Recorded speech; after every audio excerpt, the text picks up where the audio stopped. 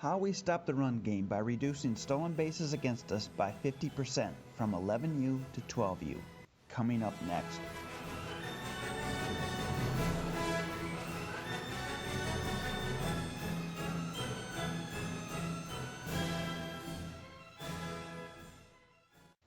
This video will be a little longer than most of our other videos, as I'm going to go more in depth on how you can work primarily with your catcher, but also the rest of your team on reducing stolen bases against you. At the 11U age, teams successfully stole bases against us 3.6 times per game. That's 69 stolen bases against us with just 7 runners caught stealing. Not exactly a recipe for success, even with our team stealing 6.2 bases per game and only being caught 6 times. So while we were twice as good as our opponents, we needed to improve. The next season, 12U, on the same size field, we reduced stolen bases against us to just 2 per game, or 43 bases stolen with 18 runners caught. Our opponents didn't improve nearly as much. We stole 5 bases per game and were caught just 5 times. That is a huge change and provides a big advantage for our team. How did we do it? Did we recruit a new catcher? No. We had much the same team as we did the previous year, but we did work on a few critical things. The first thing we needed to do was work on our middle infielders, getting them to the base earlier. Many of them also play Little League, where the base isn't stolen until the ball reaches the batter. When leadoffs are allowed, and stealing can happen at any time, our middle infielders were moving too late, waiting to see if the ball would be hit first. The correct way to play against the steal is to move to the base once that runner attempts to steal. The middle infielder should be at the base waiting for the ball, not getting to the base at the same time. In addition, we worked on all our fielders making sure that the ball would travel on any tag plays. The ball always travels faster than the fielder's tag, so if the throw is on target, catch it at the last possible moment. Strikeout, and they almost had the throw out, but Jack Paris was called safe on the play. What do you think? I think they got the call right. I thought that LaCourse took the throw so far in front of the base that I don't think he got the glove back to him. I think this is the best look at it right there. I don't think the glove ever touches him. The next issue we focused on was the catcher's exchange rate, or transfer time. How fast can the catcher get rid of the ball once it reaches his glove? Arm strength is something at this age that we can't control and quite frankly don't need to concern ourselves much with. The exchange rate is very important and something any age player can improve. But what exactly is a fast exchange rate? At high school, at least one coach I spoke with said he likes his catchers to get to 0.8 seconds or below on their transfers. The MLB average for 2019 was 0.73 seconds. Timing transfers is much easier with video since it happens so fast. Let me break in here to interject on the use of video to time exchange rates. Here's the fastest recorded exchange we saw during our 12U season. Now, this was originally recorded at 60 frames per second using a GoPro. The editing reduces us down to 30 frames per second. Frame by frame, we see that the ball enters the glove on this frame. So this frame is the 0 frame since we start the clock after the ball hits the glove. Then we count frames until we get to here. At 18 frames, the ball is clearly out of the hand. Since we start after the ball hits the glove, we need to stop only after the ball is out of the hand.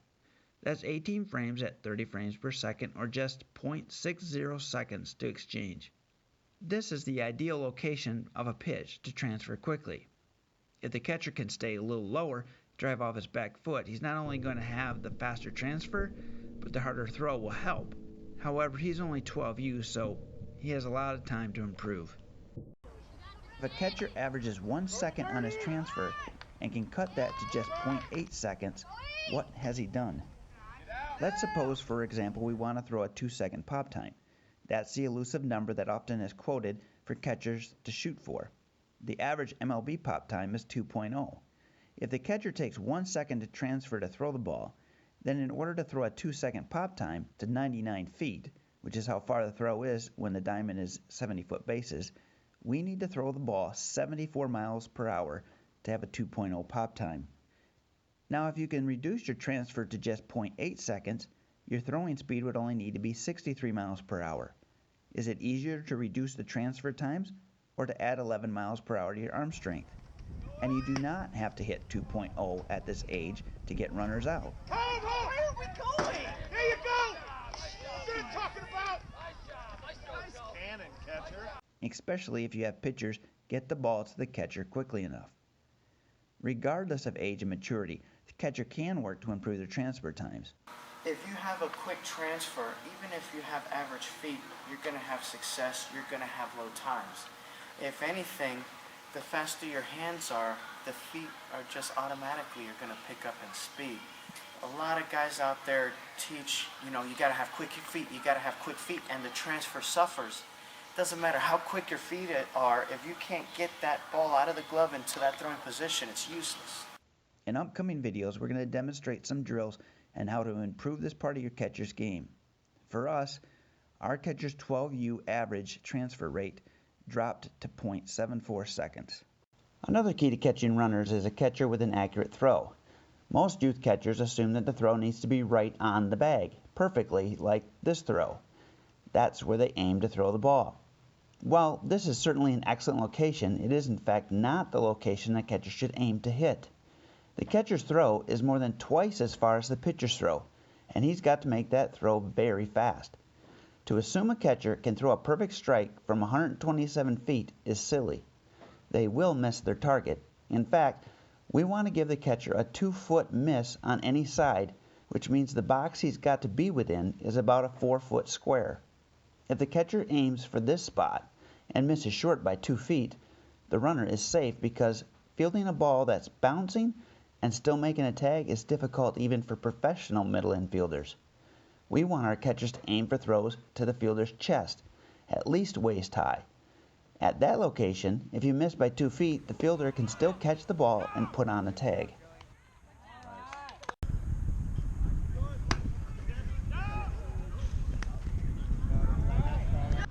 The next thing we did was to not give up on first and third. Since we knew we could catch runners on a straight steal, we chose almost always to throw to catch the runner stealing second when runners were on first and third. At this age, most teams expect a trick play, such as throwing to a middle infielder who then gets the runner at third. The runner at third is almost always the focus of teams, and they just let the runner on first take second. So when we threw to catch that runner, the runner on third never advanced home. We got multiple free outs, especially since that runner at first doesn't expect to throw, so he doesn't get a good jump and doesn't run as hard. It was like fish in a barrel.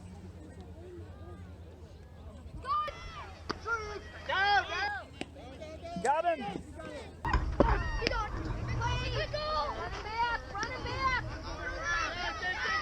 Take him! Yeah, there you go! Watch the runner! And he had him at two! That's okay. You got the... Then we also worked with pitchers on how to hold runners at first.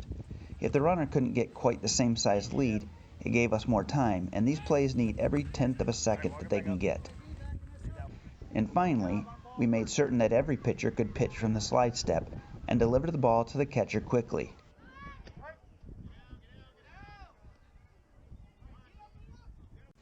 Catching runners stealing is a 3-part deal. Pitcher getting the ball to the catcher, catcher's exchange and accurate throw, and the middle infielder completing the out by being in position and letting the ball travel, not reaching out to get the ball. Take the time to record on video your catchers throwing to second. Get their transfer time and then work with them to improve it. Every 2/10 of a second faster at the transfer is equivalent to 11 mile-an-hour increase in throwing speed at the 99 feet.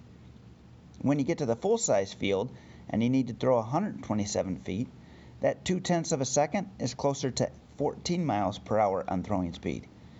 There is a reason why David Ross was a catcher for John Lester. Because Lester never held runners, having a catcher with an elite exchange rate of 0.65 meant that only the fastest runners could steal second. Even at 39 years old, David Ross was the 9th fastest pop-time catcher in Major League Baseball his last season. His stellar transfer rate meant he did not have to have the strongest arm to still hold runners even while catching John Lester. Yeah, Dad, he wasn't on the freshman